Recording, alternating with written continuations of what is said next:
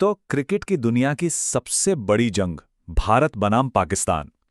T20 world cup का मंच एकदम तैयार है और माहौल में आप जानते हैं, उत्साह और तनाव का एक अलग ही मजा है। एक तरफ है अपराजय भारतीय टीम और दूसरी तरफ पाकिस्तान, जो किसी भी दिन कुछ भी कर सकती है। चलिए इस महामुकाबले की गहराई में उतरते हैं। अब देखिए नवजोत सिंह सिद्धू का ये बयान, ये भारतीय टीम से जुड़ी उम्मीदों का वजन बताता है। उम्मीदें सचमुच आसमान छू रही हैं। टीम इंडिया को सिर्फ एक मजबूत दावेदार नहीं, बल्कि एक ऐसी अजय ताकत के रूप में देखा जा रहा है जिसे हराना लगभग नामुमकिन सा लगता है।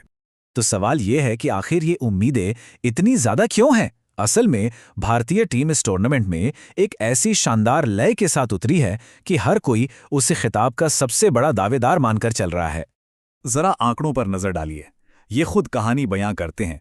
2024 वर्ल्ड कप के बाद से भारत ने एक भी सीरीज नहीं हारी है और इसी विनिंग स्ट्रीक ने उन्हें इनविंसिबल्स का टैग दिया है। मतलब वो टीम जिसे कोई हरा नहीं सकता।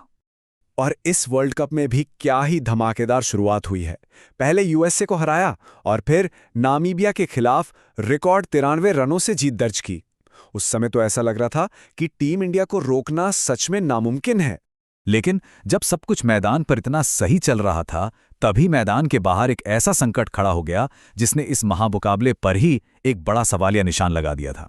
कहानी शुरू हुई बांग्लादेश के टूर्नामेंट से बाहर होने से, और इसके जवाब में पाकिस्तान सरकार ने बांग्लादेश के साथ एकजुटता दिखाते हुए भारत के खिलाफ मैच के बायकॉट की घोषणा कर दी। माहौल में जबरदस्त तनाव था। खैर आखिरकार आईसीसी, पीसीबी और बीसीबी के बीच लाहौर में लंबी बातचीत चली और कह सकते हैं कि क्रिकेट की जीत हुई, मैच को हरी झंडी मिल गई। चलिए मैदान के बाहर के तनाव से वापस मैदान पर आते हैं। बाइकॉट का खतरा तो टल गया, लेकिन भारत की इन बड़ी बड़ी जीतों के पीछे कुछ ऐसी चेतावनियां छिपी थीं जिन पर शायद किसी का ध्यान नहीं गया था। अब जैसा कि इस स्लाइड में दिख रहा है, ये आंकड़े वाकई चौंकाने वाले हैं। यूएसए के खिलाफ टीम 45 रन पर 1 विकेट से अचानक 77 पर 6 विकेट हो गई और नामीबिया के खिलाफ तो मतलब हद ही हो गई, जहां आखिरी 2 ओवरों में सिर्फ 4 रन के अंदर 5 विकेट गिर गए। ये कोई छोटी मोटी गलतियां नहीं थीं, ये बड़े खतरे के संकेत थे। तो सवाल यही उठता है कि आखिर गड़बड़ कहां हुई? एक टीम जो इतनी आसानी से मैच जीत रही थी, अचानक उसकी बल्लेबाजी की रीढ़ इस तरह कैसे टूट गई? ईशान किशन के मुताबिक इसका श्रेय विपक्षी गेंदबाजों को भी देना होगा। उन्होंने धीमी पिचों का बखूबी फायदा उठाया। देखिए, धीमी पिचों पर गेंद बल्ले पर आसानी से आती नहीं है और सटीक यॉर्कर और स्लोअर गेंदों ने भारतीय बल्लेबाजों को पूरी तरह से बांध कर रख दिया। तो यहां एक पैटर्न साफ नजर आ रहा है। यूएसए और नामीबिया दोनों ने एक ही रणनीति अपनाई। धीमी पिचों पर गेंद की गति में लगातार बदलाव करो और भारतीय बल्लेबाजी की लय को तोड़ दो। और अनजाने में ही सही, उन्होंने पाकिस्तान जैसी बड़ी टीमों के लिए एक ब्लूप्रिंट तैयार कर दिया। इन बैटिंग कोलैप्स का सीधा नतीजा ये हुआ है कि पाकिस्तान के खिलाफ सबसे बड़े मैच से ठीक पहले टीम मैनेजमेंट के सामने प्लेइंग 11 को लेकर एक बहुत बड़ी पहेली खड़ी हो गई है।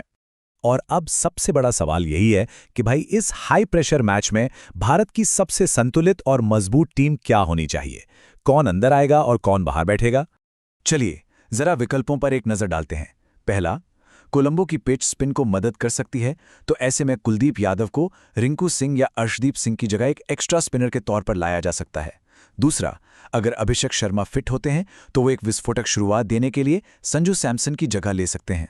और तीसरा विकल्प है वॉशिंगटन सुंदर, एक ऑलराउंडर जो बैटिंग में गहराई और बॉलिंग में एक और ऑप्शन देते हैं।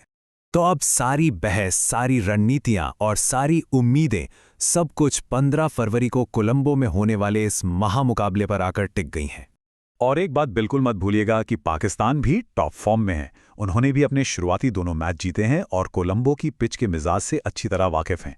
यकीन मानिए, ये मुकाबला एक तरफा नहीं होगा, ये बराबरी की टक्कर होने वाली है।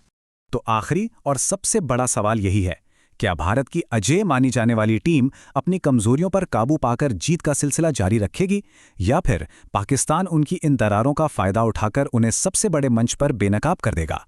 इसका जवाब हमें कोलंबो में ही मिलेगा।